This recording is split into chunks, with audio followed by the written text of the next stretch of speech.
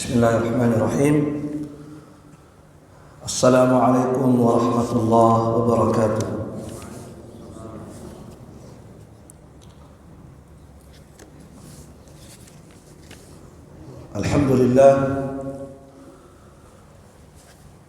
Alhamdulillah wa kafa, wassalatu wassalamu ala abdihi al-mustafa Muhammad ibn Abdullah wa ala alihi wa ashabihi wa man ittaba'a huda.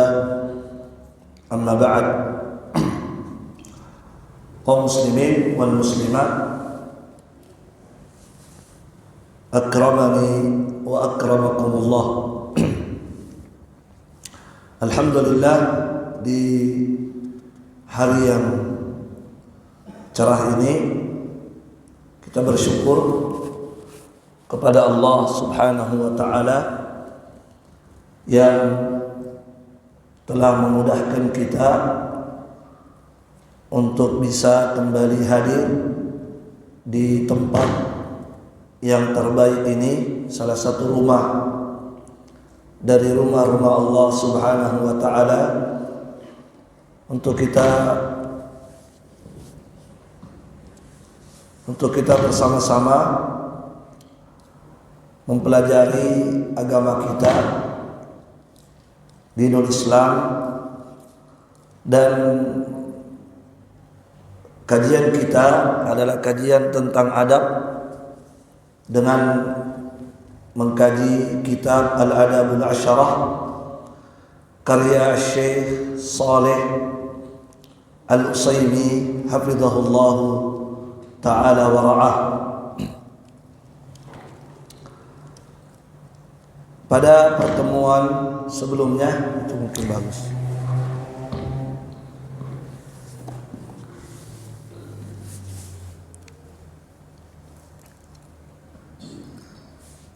Tes. Baik. Bagus ini. Ya, pada pertemuan yang lalu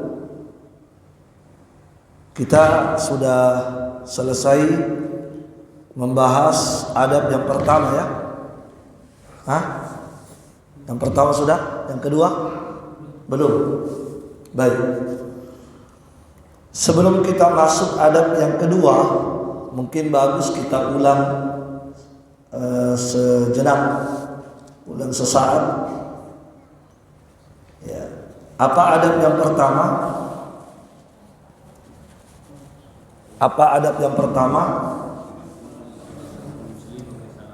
Ya, kalau bertemu dengan seorang muslim, maka ucapkan salam. Yang bagus begini.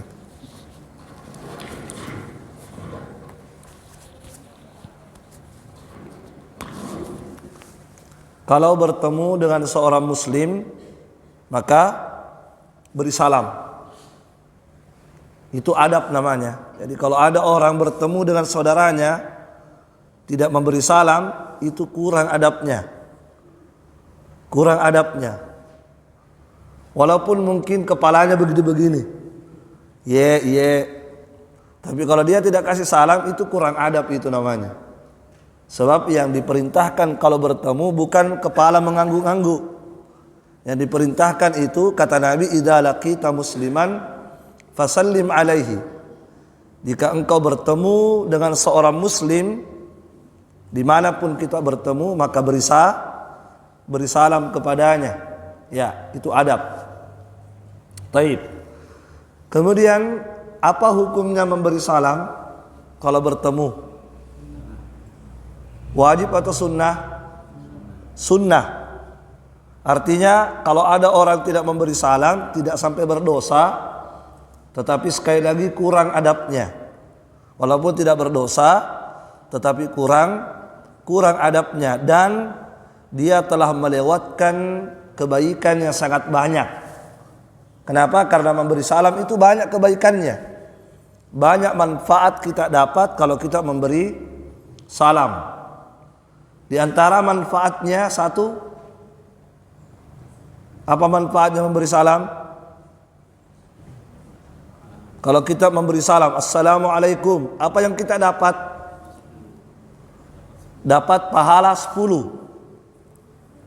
Kalau kita mengatakan Assalamualaikum warahmatullah, dapat pahala 20. Kalau kita mengatakan Assalamualaikum warahmatullahi wabarakatuh, dapat 30. Jadi kalau ada orang tidak mau memberi salam kepada saudaranya, berarti dia telah melewatkan pahala minimalnya 10. Nah, itu kan kerugian namanya. Padahal memberi salam itu kan tidak keluar biaya, tidak keluar tenaga. Ya, tetapi dengan amalan yang ringan, amalan yang kecil, ternyata kita bisa mendapatkan pahala besar. Ya. Yang kedua, apa kebaikannya yang kedua? Selain dapat pahala, apa lagi?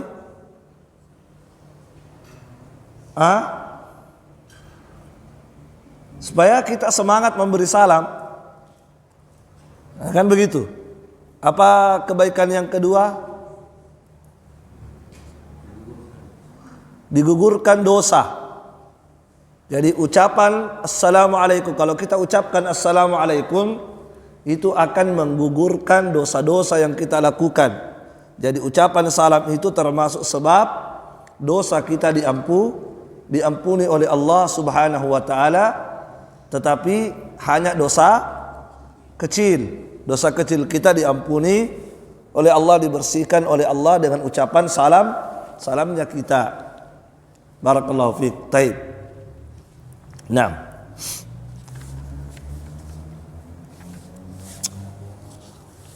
kalau ada orang yang memberi salam kepada kita, apa hukum menjawabnya? Menjawab salam. Apa hukumnya menjawab salam? Wajib. Jadi memberi salam hukumnya sunnah. Menjawab salam hukumnya wajib.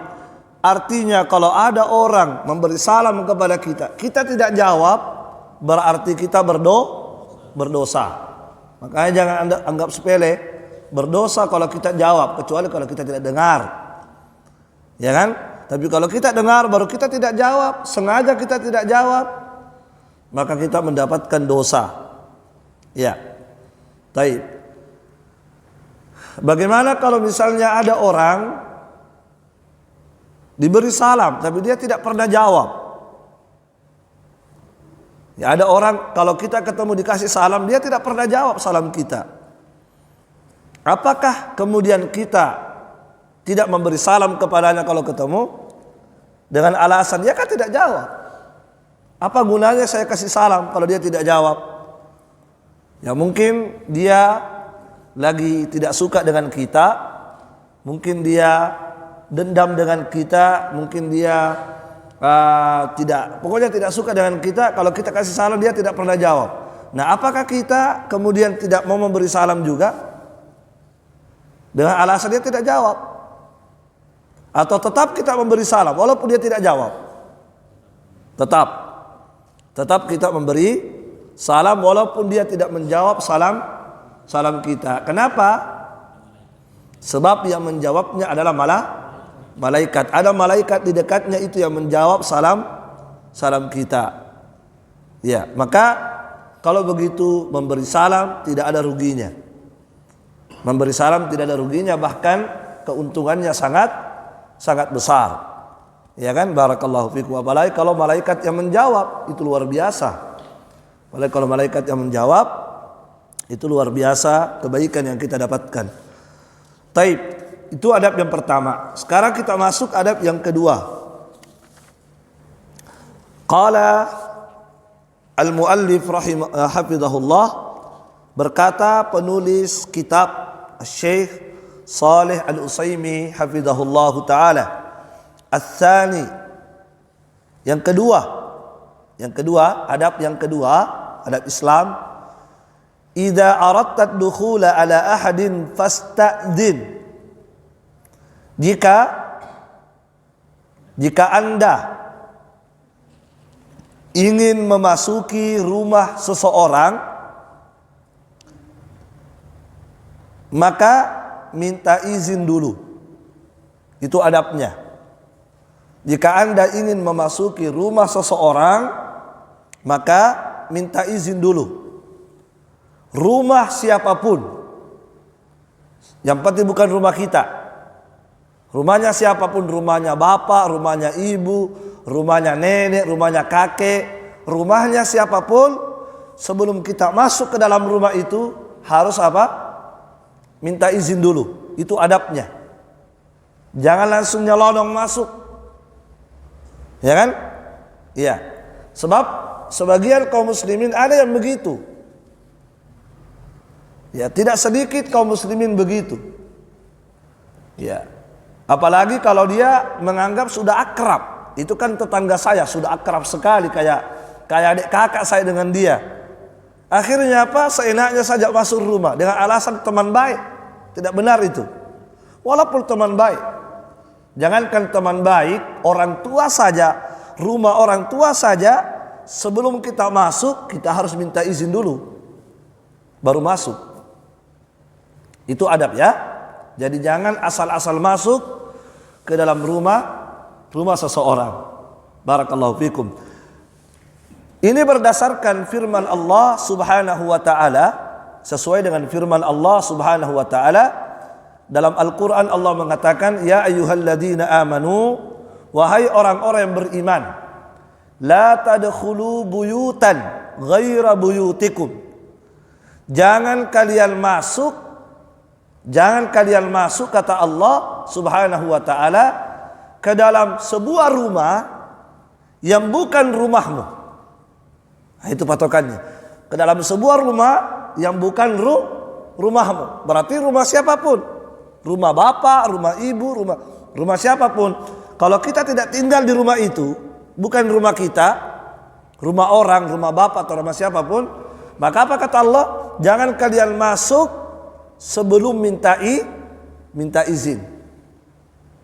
Hatta tasta'nisu wa tusallimu ala ahliha.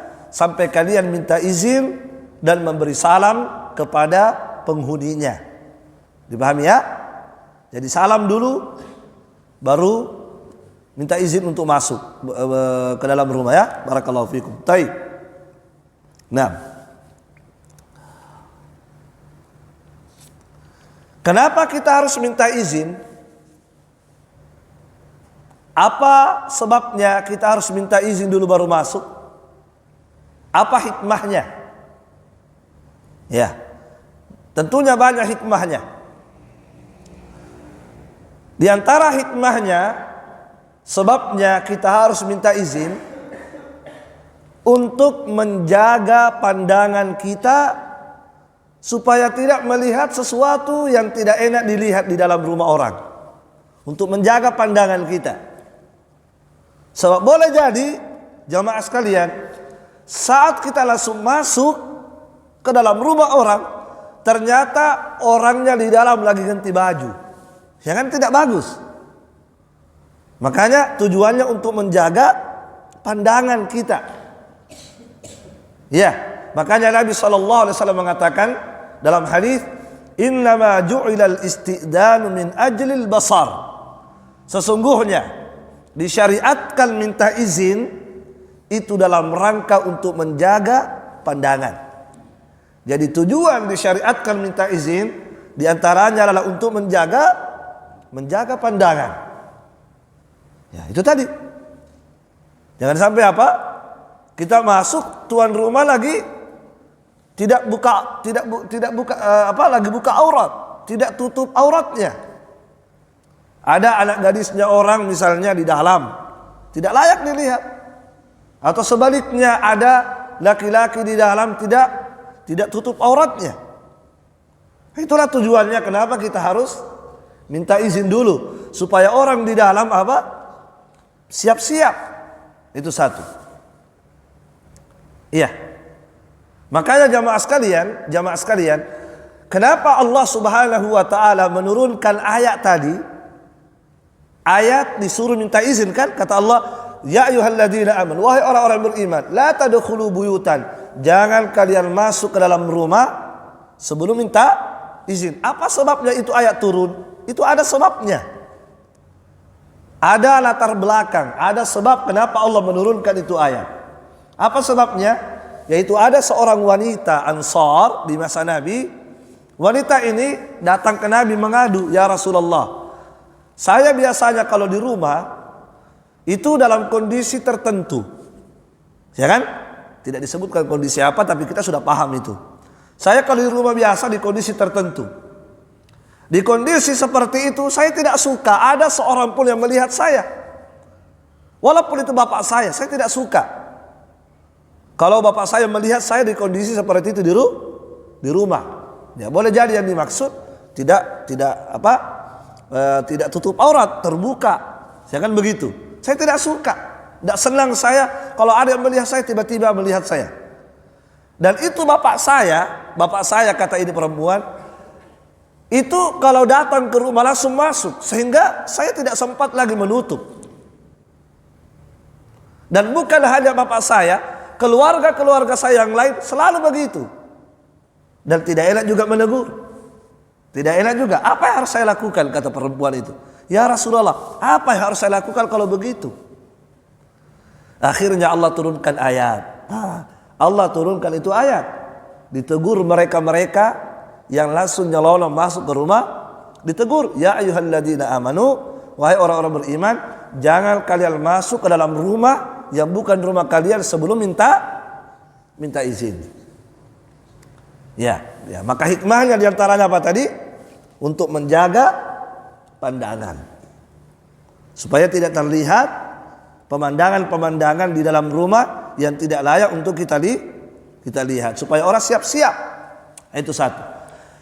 Yang kedua, hikmah yang kedua, kata para ulama, itu disuruh kita minta izin dalam rangka menjaga privasi tuan rumah.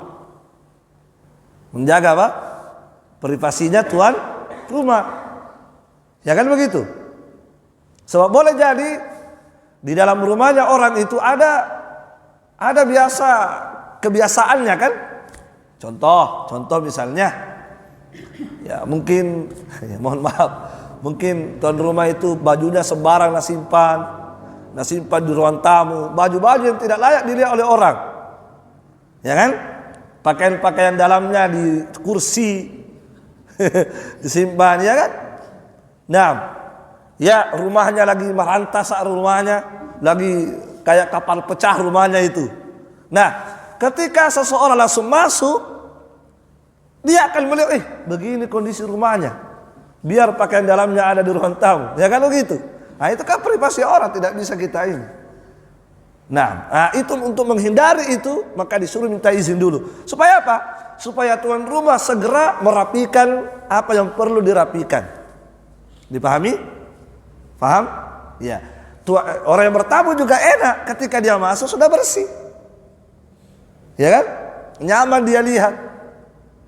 Tapi kalau tidak minta izin langsung masuk, dilihat, waduh, kenapa begini rumahnya?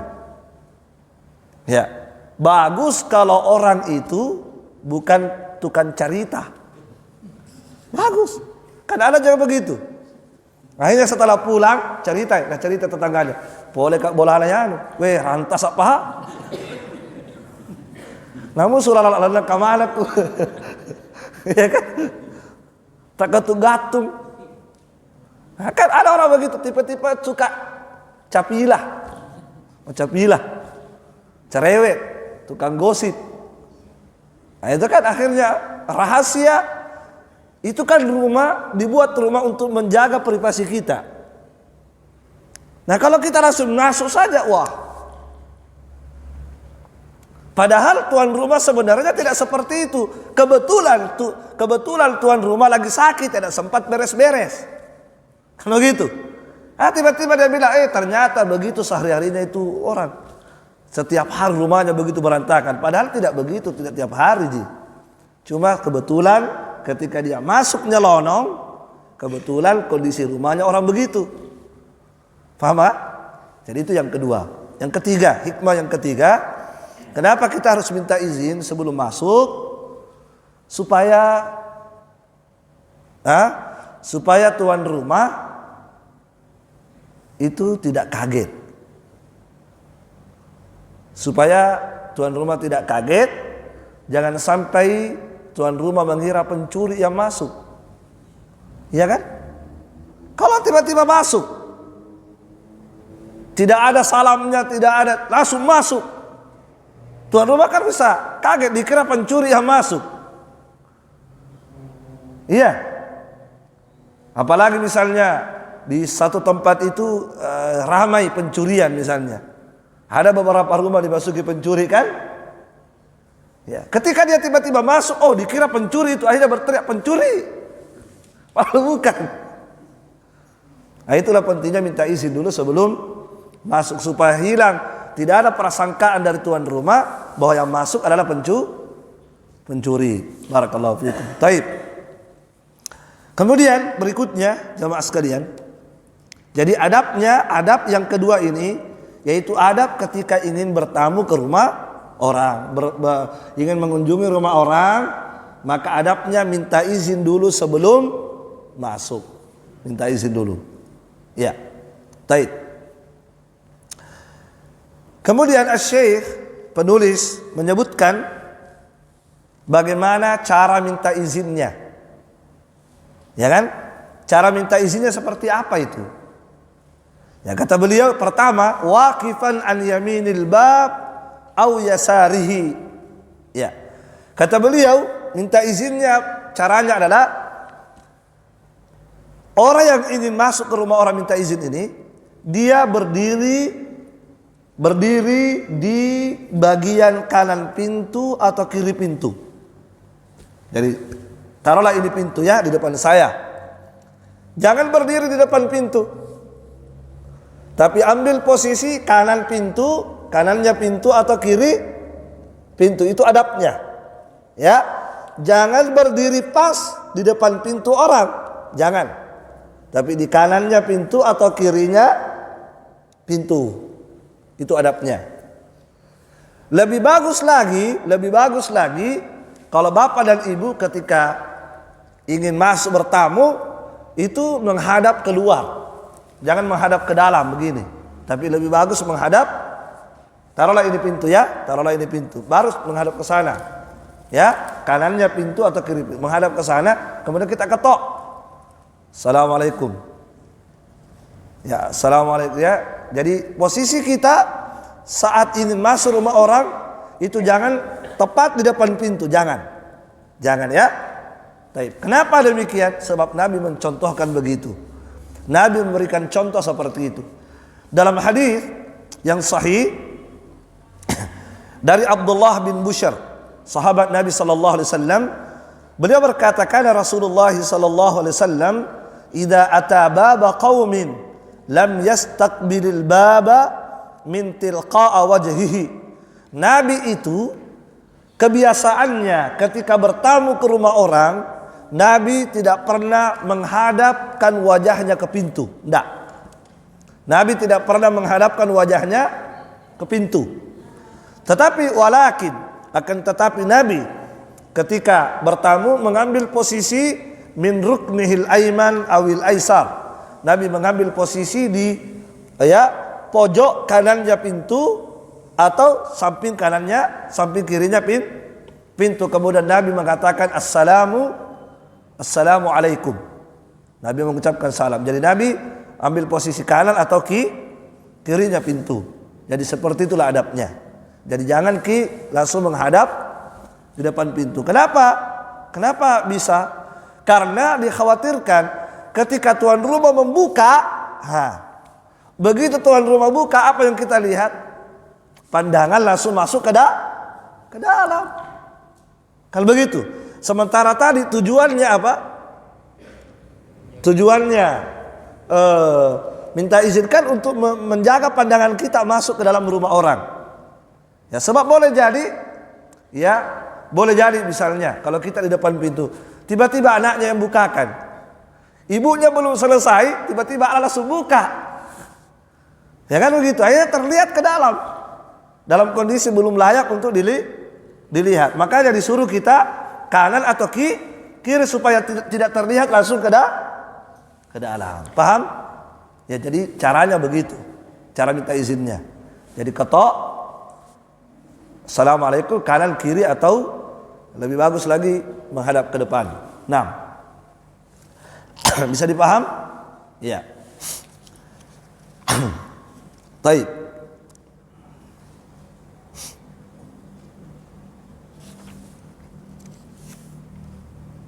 Ya.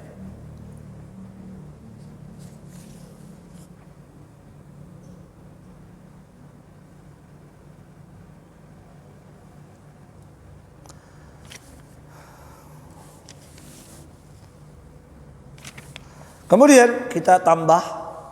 Di sini kita ingin tambahkan keterangan yang tidak disebutkan oleh penulis ya.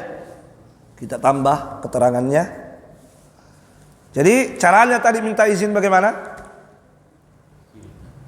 Berdiri di kanan pintu atau kiri pintu. Kemudian saat kita mengetok pintu, saat kita sudah mengetok pintunya orang minta izin, ya kan? Ketok sambil salam. Itu jangan ketok terlalu keras. Jangan mengetoknya terlalu keras. Itu kurang baik. Diketok saja. Ya. Jelas ya? Nah, kalau di masa Nabi ya, para sahabat itu kalau bertamu ke rumahnya Nabi, mereka mengetok pintu Nabi pakai apa? Para sahabat, kalau mereka datang bertamu ke rumah Nabi, mereka mengetok pintu rumah Nabi pakai kuku. Pakai kuku. Berdasarkan hadis Rasulullah dalam riwayat Al-Bukhari dari sahabat Anas bin Malik, pembantu Nabi 10 tahun, beliau berkata, "Anna abwaban Nabi sallallahu alaihi wasallam kanat tuqra'u bil adhafir." Kata Anas bin Malik, rumahnya Nabi itu diketok pintunya ketika ada orang datang, diketok pintunya dengan menggunakan kuku. Jadi pelan, pakai kuku sahabat. Nah, ya, pakai kuku. Coba pakai kuku. Nah, itu para sahabat ketika bertamu ke rumah Nabi, adabnya luar biasa. Sangat beradab mereka. Sampai mereka ketika mengetok pintu rumah Nabi apa? Pakai kuku mereka ketok. Iya. Kalau kita pakai apa? Pakai pakandato. Ya, ada yang pakai batu. Baik.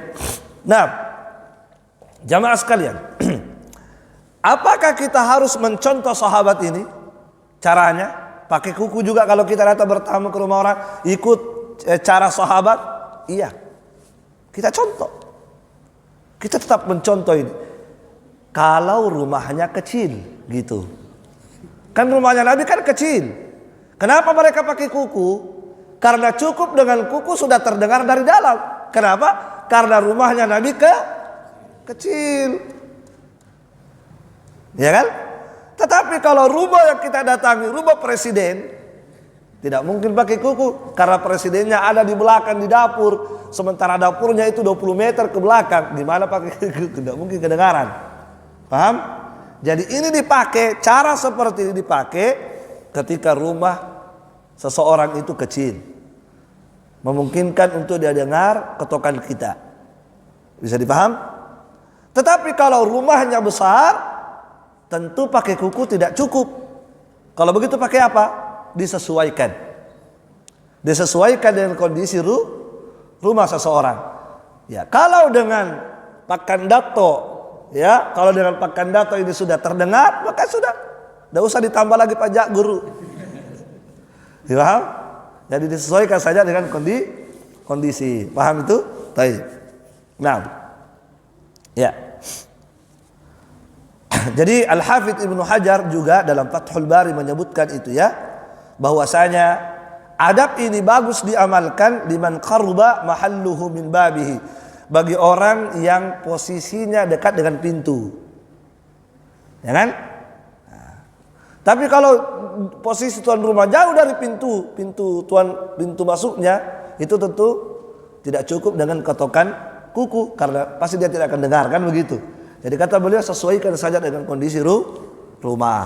Nah, tapi kalau biasanya rumah itu ada bel, maka cukup bel ditekan, tidak perlu mengetok. Ketika tuan rumah memasang bel, maka cukup bel kita tekan, itu sudah cukup. Jangan lagi bel, sudah bel mengetok lagi, juga bel saja sudah cukup. Ya, tapi kalau tidak ada belnya, ketok pakai tangan, ya, volume atau ketokannya itu sesuai dengan kondisi rumah itu ada. Tapi kemudian jamaah sekalian, berikutnya, ya, mengetok pintu rumah orang, minta izin dengan cara mengetok tadi kan, itu hanya boleh 3 kali. Batasnya hanya sampai 3 kali. Ya. Kalau sudah 3 kali tidak ada respon, tidak ada jawaban, tidak ada respon, maka stop, pulang. Itu ada. Dipahami Bu? Paham ya? Jadi 3 kali saja ketok, 3 kali saja pencet bel. Kalau sudah 3 kali dipencet bel atau diketok atau salam 3 kali, tidak ada respon, tidak ada jawaban, maka berhenti, langsung pulang. Ini berdasarkan hadis Rasulullah sallallahu alaihi wasallam, kata Nabi dalam hadis Bukhari dan Muslim, al-istidanu thalathun. Kata Nabi, minta izin itu batasnya 3 kali. Minta izin itu batasnya 3 kali. Ya. Idza sta'dana ahadukum falam yu'dan lahu falyarji'. Kata Nabi, jika salah seorang di antara kalian telah minta izin 3 kali, ternyata tidak ada respon, tidak diizinkan masuk atau tidak ada respon di dalam, maka kata Nabi, hendaklah dia kembali. Hendaklah dia kembali. Jadi perhatikan dengan baik, adabnya minta izin itu hanya boleh 3 kali, diketok. Lewat 3 kali jangan ditambah. Bisa dipaham? Iya. Makanya ketokannya itu maksimalkan. Ya, ketokannya dimaksimalkan sesuai kondisi. Ya. Kalau rumahnya besar sudah ketok keras-keras. Ya, sesuai dengan kondisi orang di dalam ya. Naam. 3 kali saja ketok, assalamualaikum, tidak ada. Ulang lagi, assalamualaikum, ulang lagi, 3 kali, tidak ada jawaban, pulang. Karena itulah yang Nabi perintahkan kepada kita umat Islam. Itulah adab, masya Allah. Ya, Nabi sendiri pernah seperti itu. Nabi sendiri praktekkan itu ya. Pernah suatu ketika Nabi bertamu ke rumahnya Sa'ad bin Ubadah. Bertamu ke rumah Sa'ad bin Ubadah, ya, rumahnya tokoh sahabat Ansar, tokohnya ini pimpinannya sahabat Ansar, Sa'ad bin Ubadah. Nabi datang bertamu, Nabi ucapkan salam, assalamualaikum. Ya, ketika Nabi ucapkan salam kepada Sa'ad bin Ubadah, Sa'ad bin Ubadah menjawab dari dalam. Tapi ketika dia menjawab, suaranya kecil. Nabi ucapkan assalamualaikum. Sa'ad bin Ubadah menjawab, waalaikumsalam. Kecil suaranya, dan sengaja kecil. Sengaja dia mengecilkan suaranya supaya Nabi tidak dengar. Sengaja. Karena Nabi tidak mendengarkan ada suara, tidak ada Nabi dengarkan respon dari dalam, Nabi ulang lagi kedua kalinya, assalamualaikum. Ya, dijawab lagi oleh Sa'ad bin Ubadah, waalaikumsalam. Kecil suaranya. Kemudian Nabi ulang 3 kali, assalamualaikum. Kembali Sa'ad bin Ubadah menjawab, waalaikumsalam. Karena Nabi tidak mendengarkan ada jawaban, dan Nabi sudah salam 3 kali, Nabi pulang. Ketika Nabi pulang, keluarlah Sa'ad bin Ubadah. Ya, keluarlah Sa'ad bin Ubadah, segera menyusul Nabi dan berkata, "Ya Rasulullah, engkau mae." Ya kan? Ada enggak di dalam? "Ya Rasulullah," kata Sa'ad bin Ubadah, "tadi." Kata Sa'ad bin Ubadah, "Ma sallamta taslimatan illa wahya biizni." "Ya Rasulullah, tadi tidaklah engkau mengucapkan salam yang pertama kecuali aku sudah mengizinkan masuk. Wala qad radadtu alaika, dan tadi saya sudah jawab salam Anda. Saya sudah jawab dan saya sudah izinkan sebenarnya. Cuma saya sengaja kecilkan suaraku, sengaja aku kecilkan." Paham? Tapi sebenarnya saya jawab Rasulullah. Dan saya sudah izinkan masuk sebenarnya. Cuma sengaja saya kecilkan. Kenapa? Supaya engkau mengulangi lagi salammu yang kedua. Paham? Supaya kamu ulangi yang kedua, ulangi lagi sampai ketiga. Kenapa? Karena saya menginginkan keberkahan dari salammu. Masya Allah. Karena beda itu Pak, kalau saya yang salam dengan Nabi yang salam. Beda. Lebih berkah salamnya Rasulullah daripada saya. Ya kan begitu? Kenapa? Karena Nabi itu ucapannya itu luar biasa. Makanya sahabat tadi sengaja cerdas sahabat, sengaja tidak memperdengarkan. Sebab kalau langsung diperdengarkan, Nabi hanya salam satu kali. Makanya beliau tidak perdengarkan supaya Nabi salam sampai tiga kali. Berarti Nabi 3 kali mendoakan. Sebab salam itu kan doa. Ketika kita mengatakan Assalamualaikum, apa artinya? Semoga Allah memberikan keselamatan kepadamu, warahmatullah, dan semoga Allah memberikan rahmatnya kepadamu, wabarakatuh, dan semoga Allah memberikan keberkahan kepadamu. Nah, ini kalau yang Nabi ucapkan, kalau yang salam ini Nabi yang ucapkan, wah luar biasa, ya kan? Walaupun setiap Muslim mengucapkan bagus, tapi kalau yang Nabi yang mengucapkan itu luar biasa lagi, ya kan? Ya, maka Sa'ad bin Ubadah tadi sengaja tidak memperdengarkan jawabannya kepada Nabi, harapannya supaya Nabi memberikan salam sampai 3 kali karena ada keberkahan di balik salamnya Rasulullah sallallahu alaihi wa ala alihi wasallam. Jadi itu perlu diperhatikan. Ya, kadang kita kalau datang bertamu ke rumah orang, ya sudah sampai 10 kali salamnya tidak pulang-pulang. Nah, itu tidak benar itu ya. Jadi 3 kali saja batasnya, tidak ada jawaban, tidak ada respon, kita pulang. Taib, itu ada. Kemudian berikutnya, ya, berikutnya jamaah sekalian, barakallahu fikum.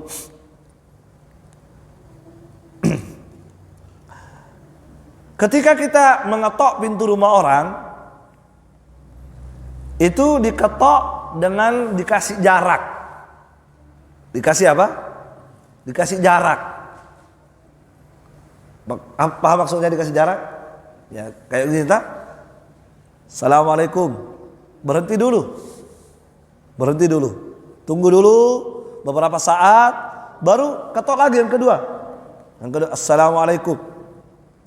Tunggu lagi, perlahan-lahan, tunggu dulu sampai beberapa menit, 1 menit atau berapa. Setelah itu salam lagi, Assalamualaikum 3 kali. Jadi ketokannya itu, salamnya itu ada jarak antara satu dengan yang kedua. Jangan apa? Jangan berentetan. Assalamualaikum 3 kali pulang Pak. Ya, jadi memberi salam 3 kali, dikasih jarak antara salam pertama dengan yang kedua itu adabnya. Taib. Ya, kemudian berikutnya ya, ketika kita minta izin untuk masuk, ya, jangan kita mengintip ke dalam. Tidak boleh mengintip. Tidak boleh mengintip.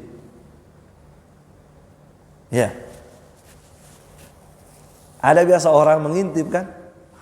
Sudah memberi Assalamualaikum, tidak ada jawaban. Ada jika orang di dalam ini mengintip namanya, tidak boleh itu. Apalagi misalnya ada jendela, di situ ada jendelanya, jendela pakai kaca kan? Kaca tidak ada gordennya, mengintip ke dalam. Tidak boleh itu, tidak benar itu. Iya kan? Nggak boleh mengintip. Kenapa? Karena tujuan minta izin untuk apa? Menjaga pandangan. Kalau kita mengintip, apa tujuan minta izin? Paham? Jadi kita tidak boleh mengintip. Ya.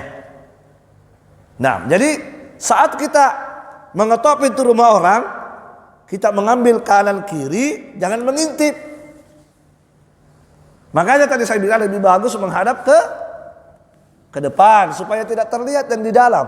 Ini ada orang, masya Allah, posisinya sudah bagus, sudah kanan dia, sudah ambil posisi kanan ya, kanan menghadap ke depan. Tapi ketika dia ketok, assalamualaikum, tidak ada jawaban. Ketok lagi, assalamualaikum, tidak ada jawaban. Langsung begini, ada jika orang di dalam ini. Nah, itu kan salah ya, salah. Dan mengintip rumah orang bahaya, Bu. Mengintip rumahnya orang berbahaya. Tidak boleh mengintip rumah orang. Bahaya sekali. Dosanya besar. Dosanya sangat besar. Apa dosanya? Kata Nabi SAW, "Law ittala'a fi baitika ahadun." Jika seandainya ada orang yang mengintip ke dalam rumahmu, kemudian hadabtahu bihasatin, kemudian kamu ambil batu kerikil, kamu lempar matanya, faqafa'ta ainahu, kemudian tercungkil bola matanya keluar, maka alaika min junah, kamu tidak berdosa. Itu kata Nabi. Artinya Nabi bolehkan kita lempar matanya. Nabi bolehkan itu.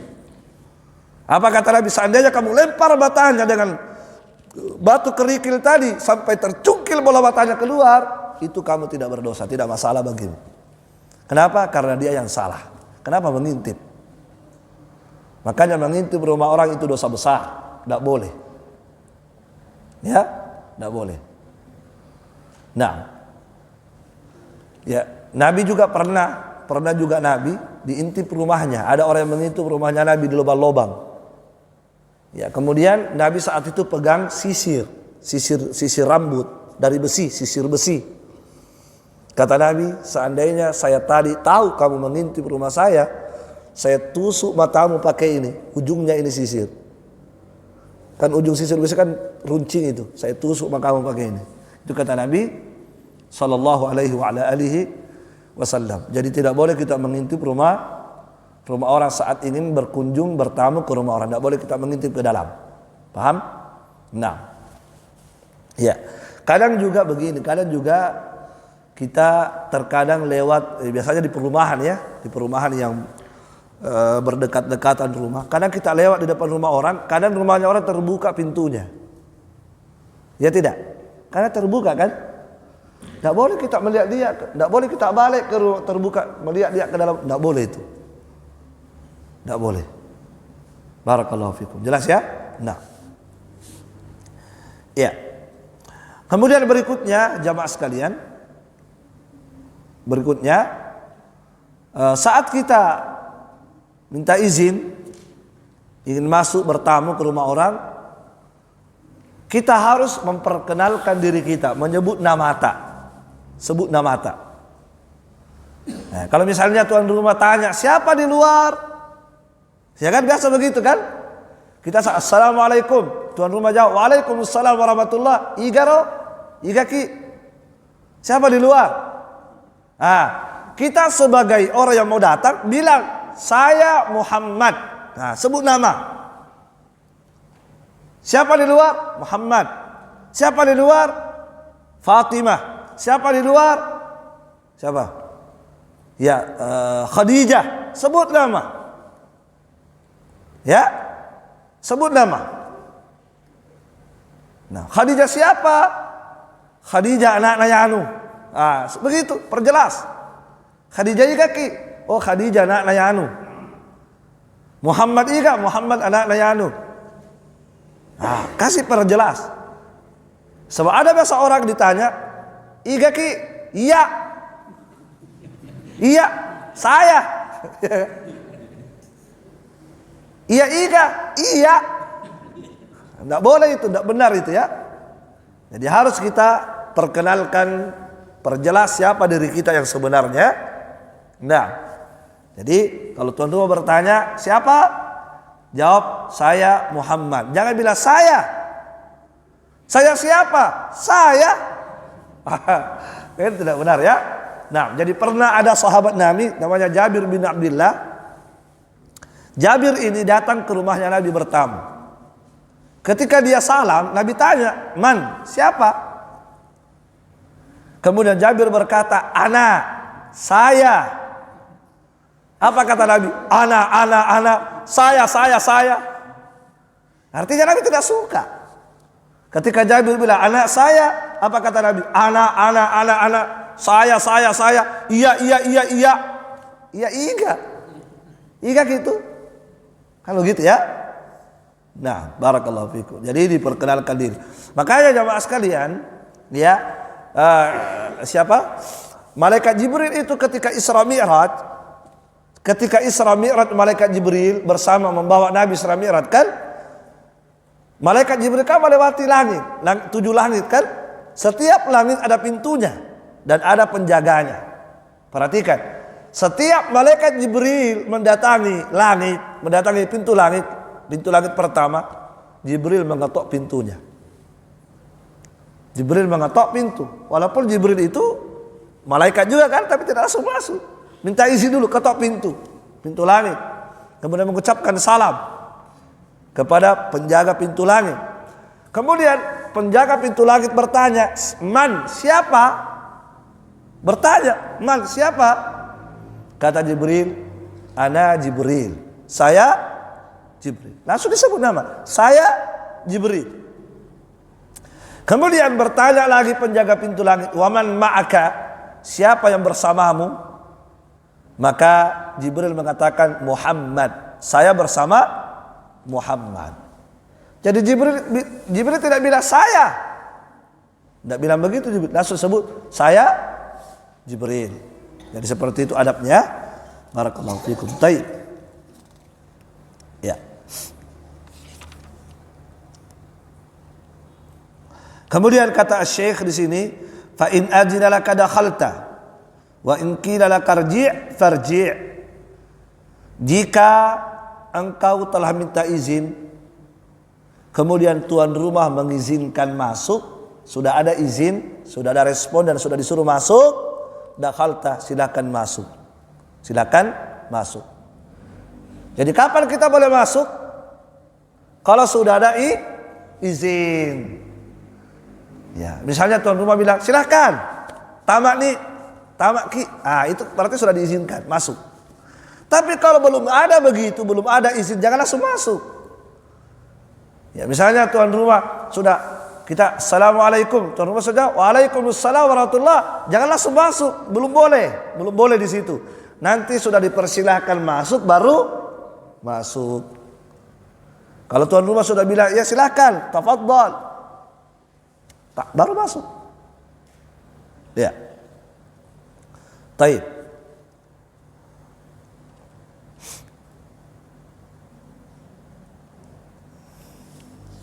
Ini berdasarkan firman Allah Subhanahu wa ta'ala. Ya.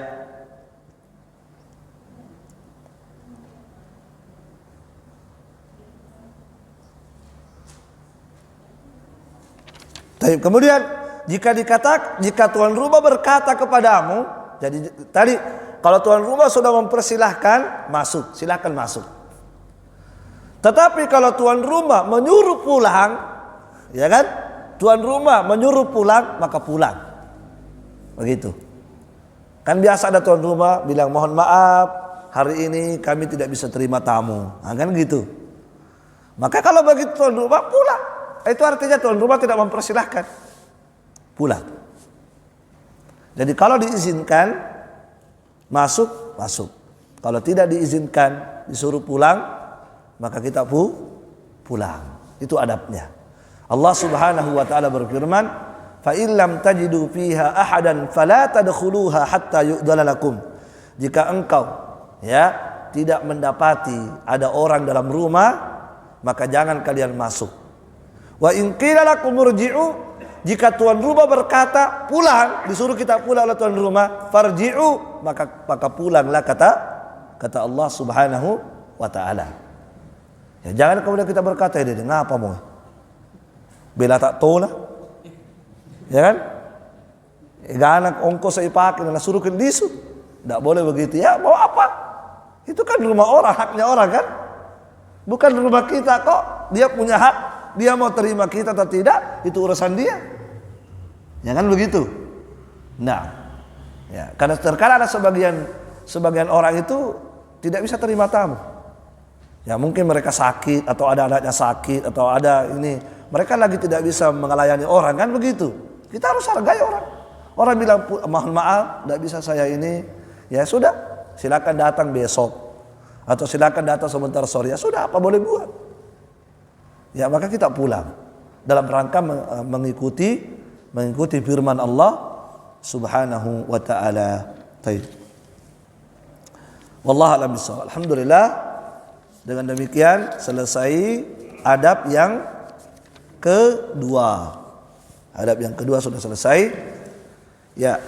Sebelum kita masuk adab yang ketiga. Adab yang ketiga ini tentang adab-adab makan. Tentang adab-adab makan. Ya, ini perlu juga dibahas ini.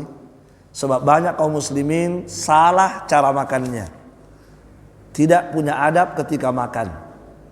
Ya. Terkadang ada kaum muslimin dikira itu adab, padahal bukan itu yang dimaksud adab. Ada kaum muslimin makasih sudah kana. Weh, makasih sudah kana. Ha? Mas sudah kalebak nih. Ya kan? Kemudian Masya Allah, bagus pakaiannya. Sengaja pakai pakaian bagus untuk makan. Begitu dia makan, tangan kiri tidak baca bismillah lagi. Nah, kan? Jadi terkadang ada kaum muslimin menganggap itu adab makan, padahal itu bukan adab yang diajarkan. Tapi terkadang ada adab yang jelas-jelas diajarkan, itu dia tidak amalkan. Makanya penting bagi kita mempelajari seperti apa sebenarnya adab-adab makan sesuai dengan Al-Quran dan hadis Nabi Sallallahu Alaihi Wasallam. Taib. Mungkin untuk adab yang ketiga ini, kalau mau dibahas panjang juga ini, mungkin kita tanya jawab dulu. Silakan. Ada yang mau bertanya, kami persilakan. Ya. Bagaimana caranya?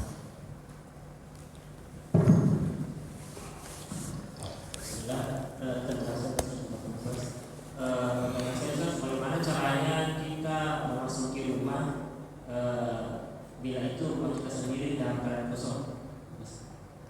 Rumah kita sendiri Dalam keadaan kosong. ya dalam keadaan kosong. Jadi saat kita masuk rumah kita sendiri dalam keadaan kosong, maka adabnya hanya memberi salam. Boleh kita mengintip, boleh, karena itu kan rumah kita. Kita tahu apa di dalam, jangan begitu. Tidak ada privasi, ya kita sendiri yang tahu apa. Tetapi kalau itu rumah kita, itu adabnya adalah kita sebelum masuk memberi salam. Tetap kita memberi salam. Kalau ada penghuninya, kalau ada penghuni rumah kita sendiri ya. Jadi sebelum kita masuk, misalnya kita sebentar pulang ini ya, pulang dari pengajian mau masuk rumah kita juga punya adab masuk rumah kita sendiri. Cuma adabnya beda dengan tadi kalau rumah orang. Kalau rumah kita salam. Kita cukup salam. Assalamualaikum. Boleh kalau langsung masuk, boleh. Tanpa minta izin, boleh kan? Karena itu rumah kita. Cuma sebelum masuk, kasih salam dulu kepada penghuni rumah. Itu adabnya. Assalamualaikum. Ya. Itu kalau ada penghuninya. Tapi kalau tidak ada, lagi kosong. Misalnya kita lagi dari Makassar, satu keluarga, ya kan? Kemudian kita pulang ke Sopeng, ya satu keluarga ingin masuk ke rumah kita kan, tapi kan kosong, tidak ada orang. Tetap kita kasih salam. Tetap kita kasih salam. Cuma salamnya bukan Assalamualaikum warahmatullahi wabarakatuh. Bukan. Assalamu alayna wa ala ibadillahi as-salihin. Itu yang dibaca. Assalamu alayna wa ala ibadillahi as-salihin. Apa artinya? Semoga Allah memberikan keselamatan kepada kami dan juga kepada hamba-hamba Allah yang soleh. Kenapa? Karena di dalam rumah kita boleh jadi ada jin yang soleh, jin yang baik tinggal di rumah kita atau malaikat ada dalam rumah kita, maka itulah yang kita kasih salam. Jadi memberi salam untuk diri kita dan juga kepada orang-orang yang soleh yang ada dalam rumah kita. Jadi tetap kita memberi salam, tapi salamnya kita kalau kosong di rumahnya, assalamu alaina wa ala ibadillahi as-salihin. Itu yang dijelaskan oleh para ulama tafsir dari kalangan tabi'in. Wallahu a'lam bishawab. Baik. Silakan, ada pertanyaan langsung. Ini pertanyaan dari mana? Baik. Bagaimana cara ketika kita minta izin masuk pada saat bertamu? Itu tadi sudah ya. Bagaimana cara ketika kita minta izin masuk pada saat bertamu? Itu tadi caranya saya sudah jelaskan ya. Jadi bagaimana tadi? Ambil posisi kanan kiri pintu, jangan menghadap. Kemudian ketok pintunya. Ketok sambil memberi salam. Assalamualaikum. Mengetoknya bagaimana? Sesuai kondisi rumah tadi. Bisa keras, bisa pelan. Disesuaikan kondisi. Sambil mengucapkan kalau ada bel saja pencet. Kemudian batasnya sampai 3 kali saja ketokan. Ya, kalau 3 kali tidak ada respon, pulang. Kemudian ketika mengetoknya tadi bagaimana? Dikasih jarak. Ya, jangan berentetan. Kemudian jangan mengintip ke dalam. Kemudian ketika ada tuan rumah bertanya siapa, maka sebut nama saya anu. Ya, jangan bilang saya, jangan. Itu ya ta. Kemudian apalagi tadi? Sudah ya? Nah, kemudian kalau tuan rumahnya bilang masuk, baru masuk. Kalau tuan rumahnya belum bilang masuk, jangan masuk dulu. Nanti kalau bilang masuk, masuk. Ya. Kalau tuan rumahnya bilang mohon maaf, tidak bisa terima tamu, pulang. Gitu ya. Kalau tidak ada respon, tidak ada jawaban, ditahunya ada orang di dalam, kita tahu persis ada orang di dalam, tapi tidak ada jawaban, pulang. Begitu. Mau apa lagi? Pulang. Baik. Manakah yang lebih penting antara adab dan akhlak? Iya. Sebenarnya sebagian ulama menyamakan adab dan akhlak itu ada. Adab, akhlak juga. Akhlak, adab juga. Ya kan? Makanya kita sudah sebutkan dulu di awal pembahasan apa definisi adab? Apa definisi adab? Sudah saya sebutkan di awal pembahasan kitab ini. Apa itu adab?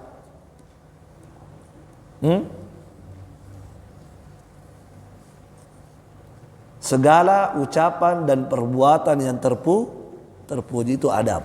Nah, kalau kita kembali kepada definisi itu, akhlak juga begitu. Jadi adab dan akhlak itu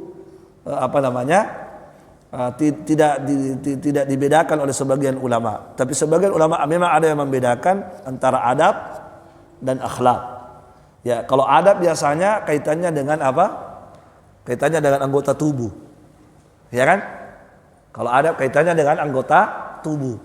Kalau akhlak itu kaitannya dengan umum. Kaitannya dengan anggota tubuh dan kaitannya dengan hati. Seperti misalnya akhlak itu kan tidak hasad kepada orang, tidak sombong. Itu akhlak. Tapi dia kaitannya dengan hati kita. Jadi akhlak itu lebih umum daripada adab. Kalau ditanya mana lebih penting, dua-duanya. Sama-sama pentingnya. Adab dan akhlak. Baik.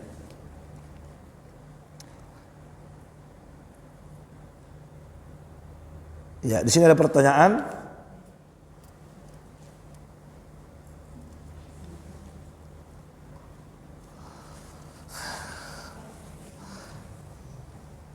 Apa saja adab-adab yang harus diperhatikan ketika bertamu? Tadi pertanyaan pertama dari Dillah. Ini dari Nurfida. Apa saja adab-adab yang harus diperhatikan ketika bertamu?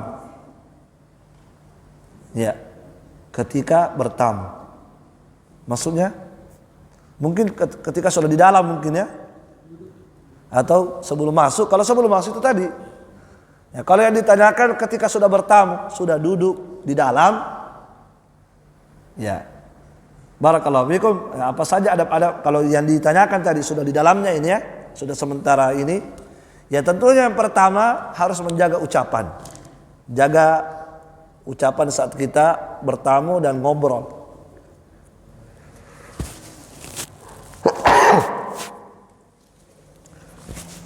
Baik, alhamdulillah. Ada adab bersin ya? Adab bersin nanti dibahas juga. Ketika kita bersin baca apa? Alhamdulillah. Apa jawabannya orang yang mendengar? Yarhamukallah. Jadi yang mendengar bersin mendoakan yarhamukallah. Terus yang bersin balas yahdikumullah wa yuslihu balakum. Tadi saya tidak dengar ada yang mendoakan. Hah? Sudah? Yahdikumullah wa yuslihu balakum. Baik, nanti kita bahas juga adab-adabnya ketika bersin. Ada adabnya juga. Jadi kalau yang ditanyakan tadi adab saat bertamu sudah di ruang tamunya orang, maka pertama adabnya jaga pandangan. Jaga pandangan. Paham maksudnya jaga pandangan? Ya jangan asal kemana-mana matanya melihat. Ya sudah, cukup yang di depan kita, yang kita ajak ngobrol. Ya kan? Enggak usah kesana kemari pada kanan kiri. Ya, jadi jaga pandangan kita, jangan kemana-mana pandangan. Cukup yang ada di hadapan kita yang kita hadapi. Nah, ya kecuali kalau misalnya yang kita masuki rumah antik, rumah mewah dan tuan rumah biasa saja, artinya membolehkan kita melihat-lihat, tidak masalah. Ya kan? Misalnya rumah-rumah ini bagusnya ini, tuan rumah membolehkan, tidak masalah. Ya. Tapi pada intinya saat kita sudah masuk sudah jaga pandangan kita. Ya terutama jangan sampai tuan rumah ada anak gadisnya. Nah itu jangan ambil kesempatan di situ, ada anak gadis cantiknya. Bahaya, tidak boleh ya, tidak boleh. Nah apalagi kalau yang menghidangkan makanan itu yang keluar anak gadisnya, itu hati-hati. Ya hati-hati. Bukan berarti tidak boleh, tapi kalau kita laki-laki itu jaga pandangan. Jangan mengambil kesempatan anak gadisnya keluar. Hati-hati ya. Allah mengatakan dalam Al-Quran, ya'lamu kha'inatal a'yun wa ma tukhfis sudur. Itu dalam Al-Quran. Allah maha tahu, Allah maha melihat mata-mata pengkhianat. Apa itu mata-mata pengkhianat? Mata yang pengkhianat. Ditafsirkan oleh Ibnu Abbas, ayat itu mata pengkhianat itu adalah seorang laki-laki yang datang bertamu ke rumah orang. Ketika bapaknya tidak melihat ke dia, matanya melihat ke anak gadisnya. Tapi ketika bapaknya melihat ke dia, tiba-tiba dia tundukkan pandangan. Itu mata pengkhianat. Paham? Itu Allah ingatkan kepada kita, ya'lamu kha'inatal a'yun. Allah maha tahu yang mana mata-mata manusia yang pengkhianat itu. Wa ma tukhfis sudur, dan Allah maha tahu apa yang dia sembunyikan di dadanya. Jadi hati-hati. Ya. Kecuali kalau Anda datang, kecuali kalau laki-lakinya datang bertamu ke rumahnya itu bapak ingin melihat anak gadisnya untuk menikahinya, itu baru boleh. Paham? Nah, itu namanya menador dalam Islam, ingin menador, ingin melihat itu anak gadisnya apakah dia tertarik atau tidak. Tapi kalau tujuannya bukan untuk menador anak gadisnya orang, jangan dinador. Ya, paham? Ya, jangan ambil kesempatan. Itu tadi jangan menjadi mata pengkhianat. Kalau dilihat langsung matanya tunduk. Tapi ketika bapaknya tidak ada pergi, matanya luar biasa. Paham? Nah, jadi jaga pandangan saat bertamu ke rumah orang. Kemudian yang kedua jaga lisan, jaga ucapan saat kita berbicara dengan tuan rumah, jaga, ya. Nah, karena biasanya kalau kita sudah bertamu macam-macam pembicaraan, mulai dari masalah bisnis, ya kan? Masalah rumah tangga, masalah apa? Terkadang tiba-tiba ceritakan rumah tangga orang. Bagaimana itu rumahnya istrinya mahal lekainna. Oh mahal lekainna tuh. Aduh. Nah, itu dijaga itu ya. Ya, jadi yang dibicarakan itu hal-hal yang bermanfaat, hal-hal yang tidak ada maksiat dan dosa di dalamnya. Dipahami? Nah. Kemudian juga adab diperhatikan juga, jangan lama-lama di rumah orang. Jangan terlalu lama bertamu. Jangan lama-lama. Paham? Ya, jadi ya, karena terkadang ada tuan rumah itu tidak enak menegur. Mungkin tuan rumah lagi ada kebutuhannya misalnya, kan begitu.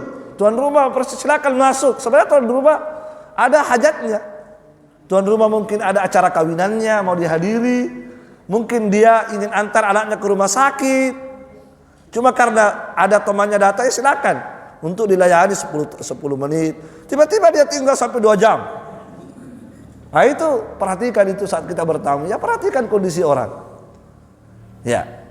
Jadi kalau kita tahu bahwa ini orang ya waktunya berharga, waktu-waktunya sangat bernilai, ya jangan kita terlalu lama tinggal di rumah orang cerita-cerita hal-hal yang kesana kemari. Ya, naudzubillah ya. Baik. Kemudian, mengapa kita harus memiliki adab dalam kehidupan sehari-hari? Iya, betul itu. Kita harus punya adab dalam kehidupan sehari-hari. Kenapa? Karena kita Muslim. Seorang Muslim itu harus punya pribadi yang indah. Kan begitu? Dan apa yang membuat pribadi kita indah? Akhlak, adab ini. Adab yang membuat apa? Membuat keimanan kita menjadi indah. Itu adab. Coba kalau kita tidak punya adab tadi, masuk rumah orang, kayak gimana itu Muslim tidak punya adab? Kan penting punya adab sehari-hari. Dan ini adab sehari-hari ini. Ini biasa kita ketemu orang, tidak ada salam, kan tidak bagus. Tidak indah imannya. Tapi kalau ada orang Muslim dan Muslimah, kalau ketemu assalam, kan indah sekali. Ketemu orang, assalamualaikum, dikenal atau tidak? Nyaman kan? Nyaman. Coba kaum Muslimin praktekkan ini sehari-hari. Luar biasa indahnya Islam. Tertarik orang masuk Islam. Cuma kita umat Islam tidak mengamalkan itu. Ketemu orang tidak ada salam, tidak ada sapa. Ya kan? Datang bertamu ke rumah orang tidak punya adab. Barakallahu fikum. Jadi kita harus memiliki adab, sebab ini yang menjadikan keimanan kita menjadi indah, ya. Barakallahu fikum. Dan inilah yang menyempurnakan keimanan. Adab-adab itu kalau kita amalkan, ini diantara penyempurna keimanan kita.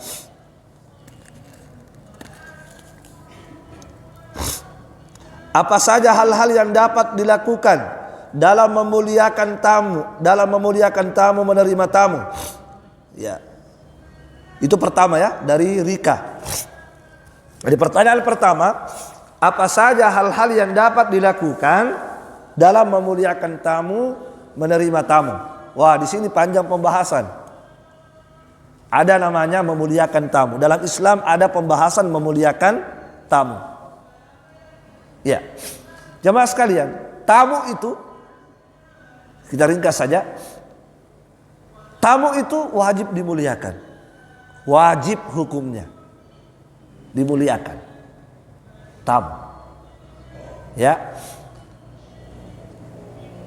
Cara memuliakannya adalah dikasih hidangan, dihidangkan sesuatu. Ya, wajibnya memuliakan tamu itu 3 hari. Wajibnya memuliakan tamu 3 hari. Ya. Lewat dari 3 hari sunnah. Lewat dari 3 hari sunnah. Kata Nabi, ad-diyafatu 3 ayyam.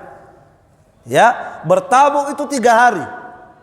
Fama kana wara'a dzalika fa huwa shadaqah. Lewat dari 3 hari maka itu sedekah. Artinya kalau tuan rumah mau menjamu, sedekah baginya, bukan lagi wajib. Tapi 3 hari ini wajib dijamu. Wajib dijamu.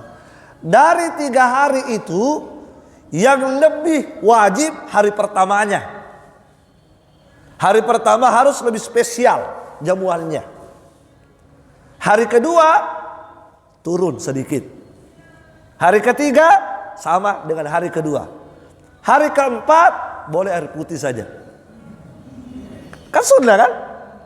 Bahkan boleh tidak dikasih air putih. Nah itu aturannya ya. Jadi hari pertama itu paling wajibnya di situ hari pertama. Jadi keluarkan yang terbaiknya untuk kita berikan kepada tamu. Itu yang terbaik yang kita kasih. Makanya Nabi Ibrahim itu ketika datang ada malaikat yang datang bertamu ke rumahnya dalam bentuk manusia, menyerupai berubah menjadi manusia dengan izin Allah, datang bertamu, maka Nabi Ibrahim langsung masuk ke rumahnya, ambil anak sapi di Yanu. Anak sapi itu lebih enak daripada induk sapi. Anak sapi itu lebih enak.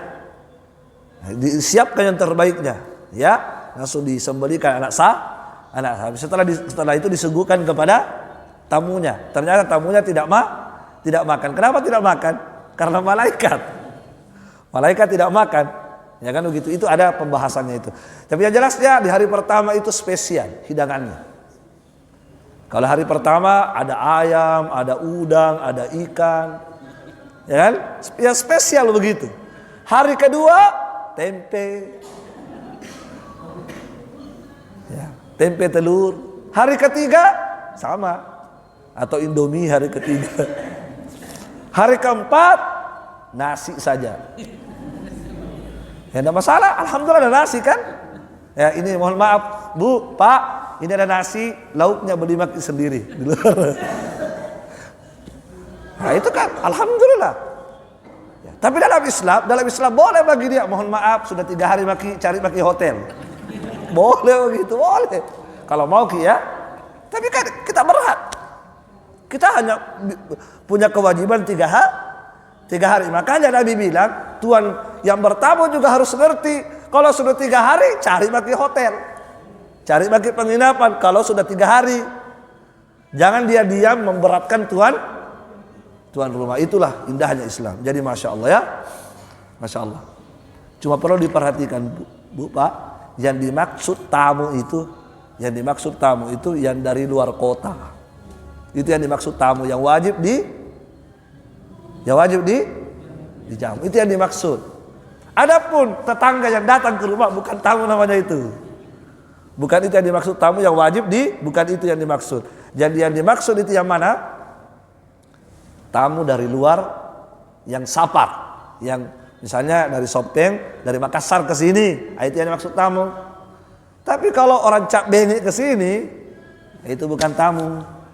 Itu hanya datang berziarah. Itu tidak wajib tidak wajib dimuliakan 3 hari. Cuma bagus kalau dikasih air panas. Nah, itu kan bagus, itu adab yang bagus dalam agama kita. Barakallahu fikum. Taib.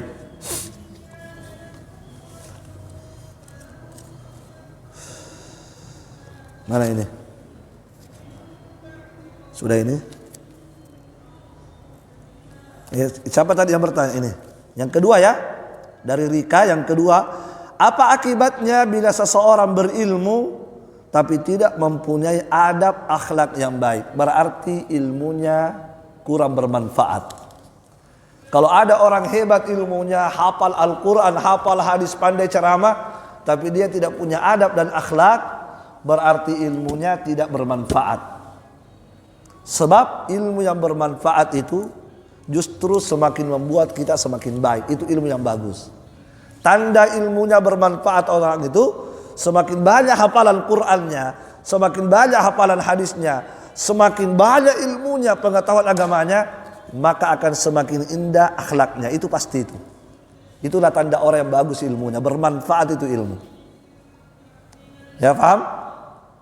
Ya makanya jamaah sekalian, para sahabat itu semakin mereka lama belajar ilmu kepada Nabi, semakin indah akhlaknya.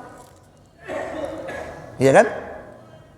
Ya, jadi ilmu itulah yang membuat kita semakin baik setiap hari. Makanya kita datang sekarang belajar ilmu supaya kita berubah dari yang kemarin. Kemarin kalau kita masuk rumah orang nyelonong, sekarang sudah tahu kan? Harus kita amalkan ini ilmu.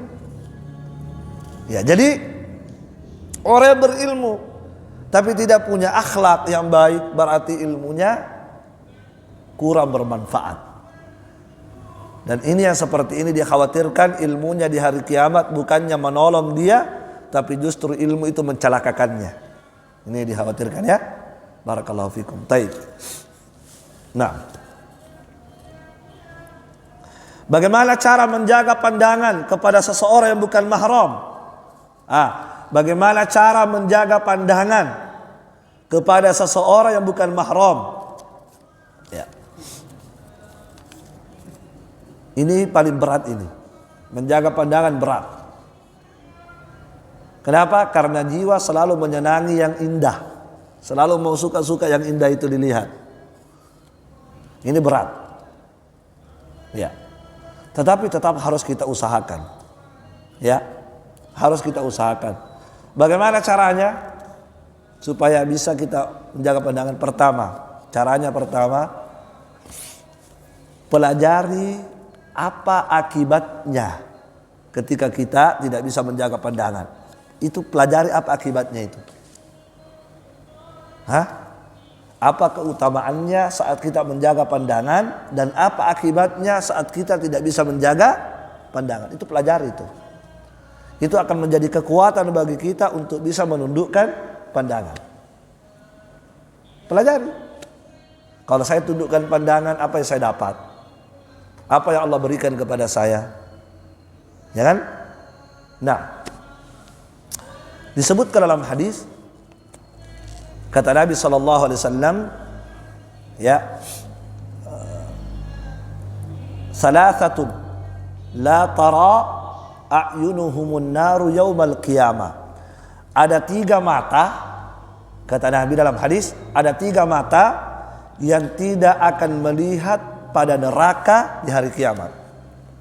3 mata yang tidak akan melihat pada neraka di hari kiamat. Tidak akan dibiarkan. Allah tidak akan menjadikan matanya bisa melihat neraka. Sebab melihat saja neraka itu menyakitkan. Jangankan masuk, melihat saja itu membuat kita tersiksa. Paham? Nah, makanya jamaah sekalian, ketika penduduk neraka dikeluarkan dari neraka, ya, dia sangat tidak ingin menoleh kepadanya. Tidak mau lagi menoleh karena tidak enak sekali. Jadi orang dipalingkan matanya dari neraka itu nikmat besar. Maka apa kata Nabi tadi? Ada 3 mata yang tidak akan melihat kepada api neraka. 1, ainun bakat min khasyatillah.